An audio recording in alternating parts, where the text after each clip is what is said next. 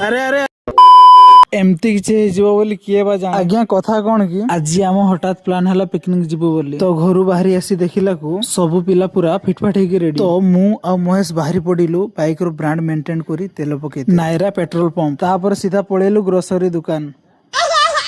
तापर दुकान को जाए देखला बेलू आलू प्याज रसुण सब निया होथाय तापर तो मो हाथ चलला तापर तो सब गोटे पर गोटे चारकुणिया गुलगुलिया ग्रोसरी मुढ़ी खली सब को टिके टिके रिवील कर देली तापर तो लोलंग था 9 किलोमीटर बाट सेते बेलू टाइम आसे पहुंची सारी था 12:20 तापर सेठु नेलु आमे चिकन तापर तो माडी चललु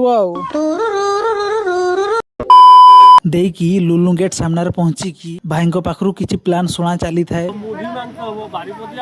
एमती किछि घटी गला घटना आम सह तापरे आमे सिमलीपाड़ भीतर को प्रवेश कलु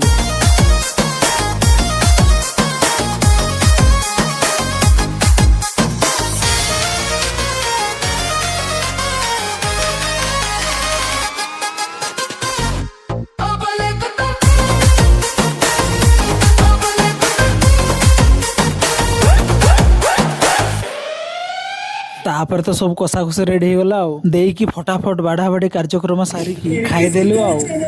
स्टार्ट कर वाह केमते लागु छु चलते देख